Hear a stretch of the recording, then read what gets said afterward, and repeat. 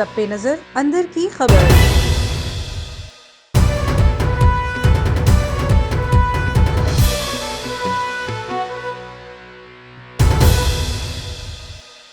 अस्सलाम वालेकुम। A1 TV के साथ मैं हूं अनीला सुलेमान। यहां पर अहम खबर शामिल करेंगे। आपको बताएं कि सुप्रीम कोर्ट ने वजीर आजम इमरान खान को नोटिस जारी कर दिया है।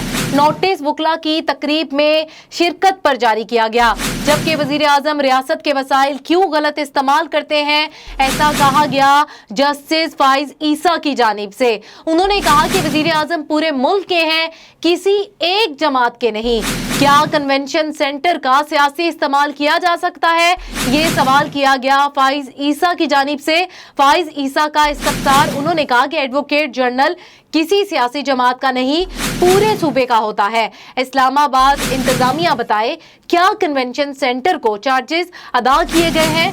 फाइज ईसा ने कहा कि एडवोकेट जनरल पंजाब में सियासी बैठक का हिस्सा बने रहे, ऐसा कहा गया फाइज ईसा की जानिब से। जबकि फाइज ईसा की जानिब से सवाल किया गया क्या वजीर आजम का इकदाम गलत था या दुरुस्त।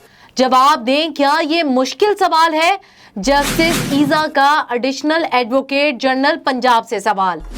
एडिशनल एडवोकेट जनरल की जानिब से कहा गया एक वजह से जवाब देने से हिचकिचाहट का शिकार हूं।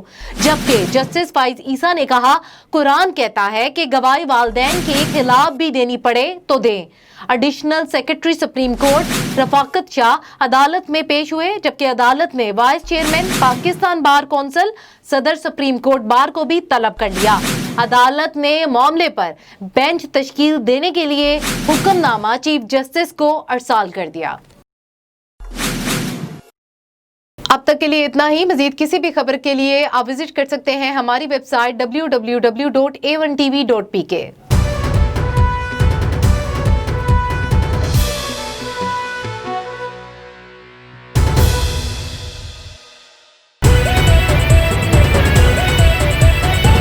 A1 टीवी, सब पे नजर अंदर की खबर।